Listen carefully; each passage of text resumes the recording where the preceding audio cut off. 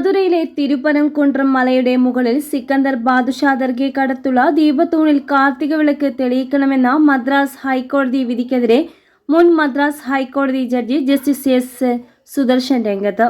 സംസ്ഥാനവും എൻഫോഴ്സ്മെന്റ് ഏജൻസികളും ക്രമസമാധാന പ്രശ്നങ്ങൾ ഉന്നയിച്ചിട്ടും മദ്രാസ് ഹൈക്കോടതിക്ക് എങ്ങനെയാണ് ഇത്തരമൊരു വിധി പുറപ്പെടുവിക്കാനാകുക എന്ന് എസ് സുന്ദർ ചോദിച്ചു.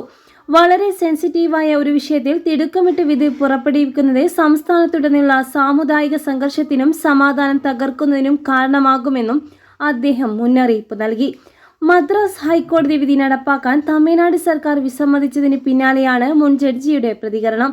പ്രശ്നങ്ങൾ തിരിച്ചറിഞ്ഞ് അർത്ഥവത്തായ പരിഹാരങ്ങൾ ഉണ്ടാക്കുന്നതിന് പകരം ചില ജഡ്ജിമാർ പക്ഷം ചേർന്ന് തീരുമാനങ്ങൾ എടുക്കുകയാണ്.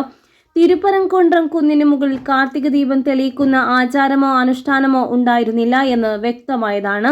സാധാരണ ക്ഷേത്രത്തിൽ വിളക്ക് തെളിയിക്കുന്ന ഇടങ്ങളിലല്ലാതെ മറ്റെവിടെയും ദീപം തെളിയിക്കുന്നതിനെ ക്ഷേത്ര അധികൃതർ തന്നെ എതിർത്തിട്ടും കോടതിക്ക് എങ്ങനെയാണ് പുതിയ ആചാരം സൃഷ്ടിക്കാൻ അനുവദിക്കാനാകുക?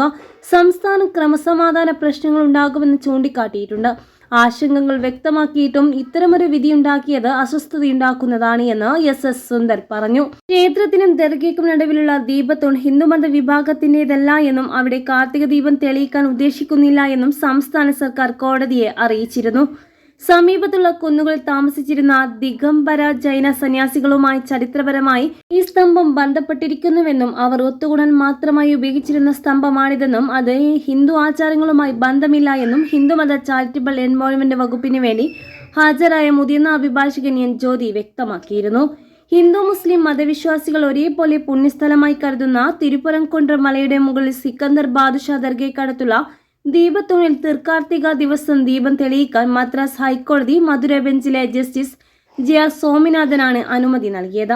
എന്നാൽ പതിറ്റാണ്ടുകളായി ചെയ്യുന്നത് പോലെ സുബ്രഹ്മണ്യ സ്വാമി ക്ഷേത്രത്തിലെ ദീപമണ്ഡപത്തിൽ മാത്രം വിളക്ക് തെളിയിച്ചാൽ മതിയെന്നായിരുന്നു ക്ഷേത്രം അധികൃതരുടെയും ജില്ലാ ഭരണകൂടത്തിന്റെയും പോലീസിന്റെയും തീരുമാനം.